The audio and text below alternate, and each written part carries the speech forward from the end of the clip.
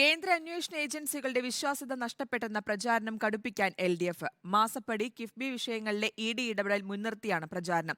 ED വരുന്നത് LDFന് ഗുണകരമാണെന്ന മന്ത്രി മുഹമ്മദ് റിയാസിന്റെ പ്രതികരണം പോലും തെരഞ്ഞെടുപ്പ് മുൻനിർത്തിയാണെന്നാണ് വ്യക്തമാകുന്നത്. ED എന്താണെന്ന് കേരളത്തിന് നന്നായിട്ട് അറിയാം. ഈ കേരളത്തിലെ BJPക്ക് വേണ്ടി പ്രവർത്തിക്കാൻ നേതാക്കന്മാരുടെ കുറവും വോട്ട് ചെയ്യുന്നതിൽ ആളുകളുടെ എണ്ണം കുറവുള്ളതുകൊണ്ടാണ് ഇങ്ങനെ കുറേ എണ്ണത്തിന് ED എന്നൊക്കെ പറഞ്ഞ് ഇറക്കുന്നത്. അതൊക്കെ ഇടതുപക്ഷത്തിന് കൂടുതൽ ഗുണമാണ് ചെയ്യുക കേരളത്തിൽ. കഴിഞ്ഞ നിയമസഭാ തെരഞ്ഞെടുപ്പ് കാലത്തെ കേന്ദ്ര അന്വേഷണ ഏജൻസികളുടെ വേട്ടയാടലാണ് LDF കുടുംബയോഗങ്ങളിൽ ഉൾപ്പെടെ നേതാക്കൾ ഓർമ്മിപ്പിക്കുന്നത്. കിഫ്ബി മാസപ്പടി വിഷയത്തിലെ ED SFIO അന്വേഷണങ്ങളും സമാനമെന്ന പ്രചാരണം. നവകേരള സദസ് വഴി കേന്ദ്രം സാമ്പത്തികമായി ഞെരുക്കുന്നുവെന്ന് കൃത്യമായി അണികളെ ധരിപ്പിച്ച മിഷനറി തെരഞ്ഞെടുപ്പ് കാലത്ത് വീണ്ടും ചലിപ്പിക്കുകയാണ് LDF. വിഷയം കേന്ദ്ര അന്വേഷണ ഏജൻസികളാണെന്ന് മാത്രം. അതുവഴി സംസ്ഥാന സർക്കാർ നേരിടുന്ന ഭരണവിരുദ്ധ വികാരത്തെ ഭാഗികമായെങ്കിലും അതിജീവിക്കാമെന്നും LDF കണക്കുകൂട്ടുന്നുണ്ട്. CAA സജീവ ചർച്ചാ വിഷയമാകുന്ന കുടുംബയോഗങ്ങളിൽ കോൺഗ്രസിനെ കടന്നാക്രമിക്കാനും നേതാക്കൾ മറക്കുന്നില്ല.